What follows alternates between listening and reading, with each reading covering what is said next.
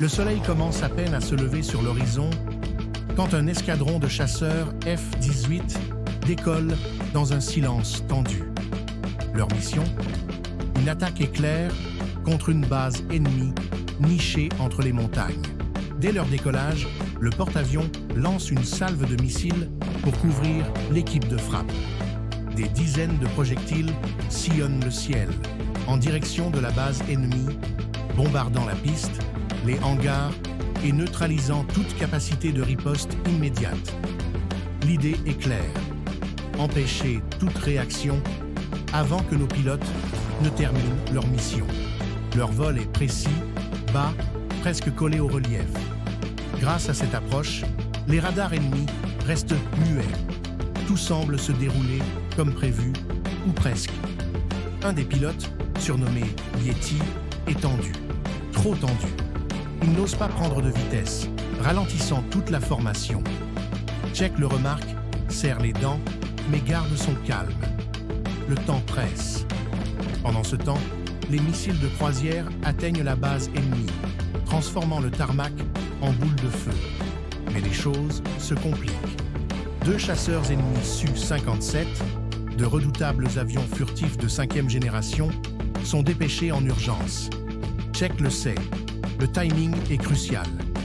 Il atteint le premier canyon, effectue une montée rapide, retourne son avion en un éclair et entre dans la zone de frappe. En 5 secondes chrono, il évite les tirs ennemis, largue une bombe guidée en plein cœur de la cible, puis replonge pour se repositionner. Le missile explose dans une gerbe de lumière. Un deuxième missile arrive. Check n'a plus de leurre. Il est à découvert. Et là, incroyable. Yeti, contre tous les ordres, plonge au-dessus de Check, encaisse les radars et attire les projectiles. Un acte de bravoure insensé, mais salvateur. Check est sauf, mais Yeti est désormais pris en chasse. Un peu plus tard, Check parvient à sortir de la montagne, largue un dernier missile, détruit une cible et neutralise une menace directe. Mais le ciel reste dangereux. Check redescend et tente de retrouver son coéquipier. Ils finissent par se retrouver près d'une ancienne base ennemie dévastée. Là, surprise, une F-14 Tomcat encore intacte repose dans un hangar. Sans perdre une seconde, les deux pilotes s'y engouffrent. Check s'installe aux commandes, Yeti au radar. Malgré les alarmes et les flammes tout autour, ils réussissent à faire décoller l'appareil. Juste à temps. Mais à peine dans les airs, deux Su-57 les repèrent et s'approchent dangereusement. Check garde son calme. Il vole droit, sans réaction apparente, espérant passer inaperçu. Mais les Su-57 ne sont pas dupes. L'un d'eux se place derrière la F-14 et arme un missile. Check, décidé à ne pas se laisser abattre, envoie une attaque surprise. Il effectue un virage sec, une montée brutale, puis plonge. Un missile part. Raté. Le Su-57 esquive. S'ensuit un balai aérien spectaculaire. Tonneau, looping, manœuvres en vrille. C'est un véritable duel de voltige. Ils foncent dans un canyon pour semer les chasseurs ennemis. Les missiles y perdent en efficacité et Check en profite pour prendre le dessus.